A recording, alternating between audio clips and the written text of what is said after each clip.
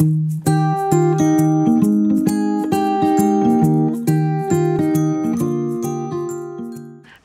welcome to a set of videos that I'm going to call Maverick Monday.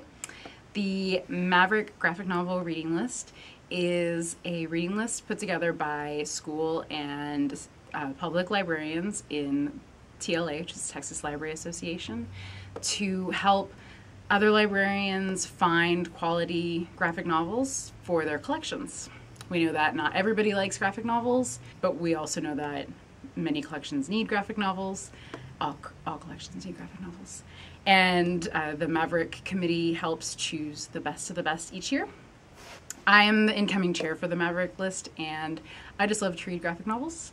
So I thought I would dedicate a couple Mondays a month, or maybe one Monday a month, to talk about books that are on the list now, or that I hope will be nominated this year, or that I'm going to nominate myself, or past books that have been on the list. We're also going to do a thing that Lisa saw on Book Riot, where we keep track of people of color in the books that we're reading, or that I'm reading and talking about this year.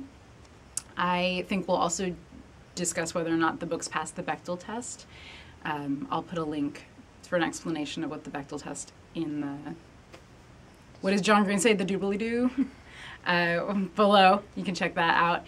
And we'll also discuss if there are any LGBT characters in the book. Today I'm going to talk about In Real Life by Cory Doctorow and Jen Wang.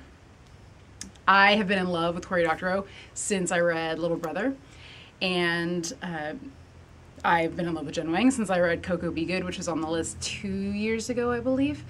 Her art is amazing. He is brilliant and like sharp and funny, and it's a killer combination. So the minute I found out they were doing a collaboration, I was like, did like several happy dances.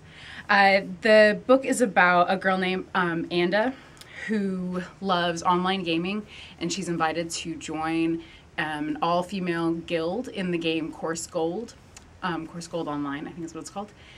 And inside the game, she becomes like this epic kind of warrior. She goes on tons of raids, and on a lot of them, she starts going on paid raids to take out gold farmers who are players who are illegally farming gold and like other prizes in the game to sell to other gamers who don't want to go through all of those quests.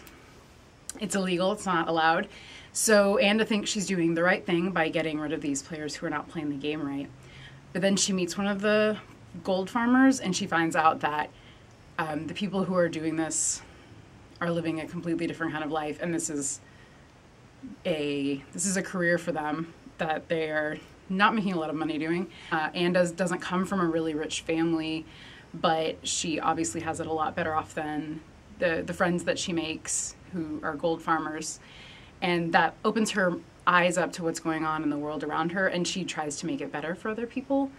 She's called on her privilege by the other people around her as well, which I think is amazing. Cory Doctorow really touches on this in even more depth in his book For the Win, which is excellent. It's all over the world. That has a lot to do with gold farming. I read that one first, and then I came into this, and I think if you're looking for something a little lighter than For the Win, which is great, but it's long and it goes really in depth about gold farming and the ethics of it and the politics of it and the economics of it. But if you're looking for something a little quicker, this is a great starter for that. The way that Jen Wang draws the in-game play is amazing. I'm not a gamer, but if this is what online gaming is like, I should never play it because I would not ever come to work. One of the things that I really love about the book is Anya is a girl and she's gaming, and that's not made a big deal of. That's because that's a common thing. I think 40 or almost 50% of gamers are women, and that's not often reflected in the way the industry treats women. And I really like that it was tackled like this. This book definitely has several people of color. The organizer of the guild that Anya joins is a person of color. She also, the gold farmers that she meets and interacts with, they're Chinese, they're people of color. There's Raymond and Aduo are the two that are named. The book definitely passes the Bechdel test. There are women all over the place. They're all the main characters except for Raymond. and they're always talking to each other about real life things and in-game things and just about anything except for boys romantically, which I think is very refreshing and wonderful. And as far as I could tell, there were no LGBT characters, or that just wasn't discussed, because there's not really much of, not that having an LGBT character means you have to have romance in it, but there's no romance or anything in the book. No one's defined that way anyways.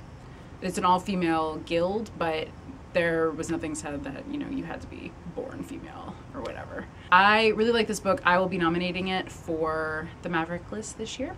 If you've read it or if you want to read it, you should let me know down below. And if you like this video, do all those nice things you can do on YouTube. Subscribe, like me, share it, tell people about it, comment, yeah, etc., etc. I'll see you guys later. We should do other things as well. Oh my gosh, so many statistics.